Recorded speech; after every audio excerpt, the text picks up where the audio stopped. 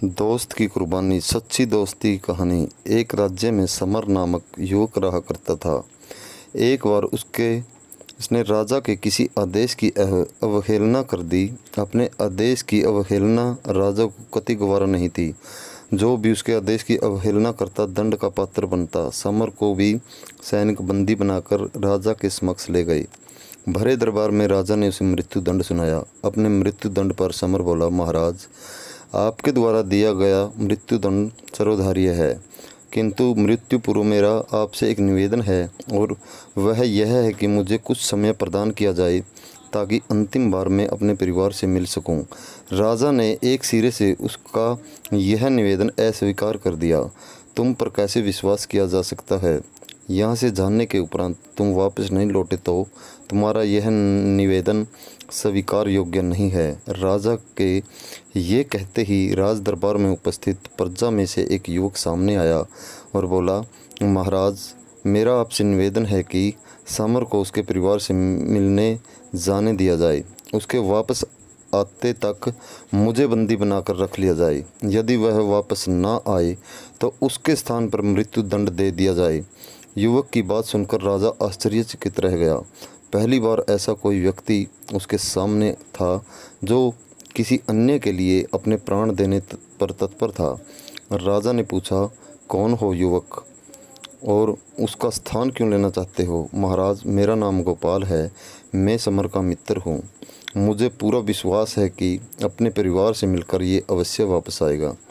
युवक बोला, राजा ने सैनिकों को गोपाल को बंदी बना लेने का आदेश दिया और समर को परिवार से मिलने जाने की अनुमति प्रदान कर दी। समर को 6 घंटे का समय दिया गया जिसमें उसने अपने परिवार से मिलकर वापस आना था। समर घोड़े पर सवार होकर अपने परिवार से मिलने पहुंचा और सबसे मिलकर तुरंत वापसी की राह पकड़ ली। वह समय व्यर्थ नहीं करना चाहता था। समय पर राजा के समक्ष न पहुंचने पर उसके मित्र के प्राण संकट में पड़ सकते थे। तीव्र गति से घोड़ा दौड़ाते हुए वह राजमहल की ओर चला आ रहा था कि एक स्थान पर वह घोड़े से गिर पड़ा और चोटिल हो गया। इधर निर्धारित 6 घंटे पूरे हो गए। समर राजमहल नहीं पहुंच पाया। इस स्थिति में गोपाल को मृत्यु दंड के लिए तैयार किया जाने लगा। अपने अंतिम समय में गोपाल ने समर को याद किया और आंखें बंद कर ली। वह प्रसन्न था कि वह अपने मित्र के काम आ सका, किंतु अंतिम क्षण में समर राजमहल पहुंच गया। वह राजा से बोला, देरी के लिए क्षमा महाराज, मैं घोड़े से गिरने के कारण चोटिल हो गया था।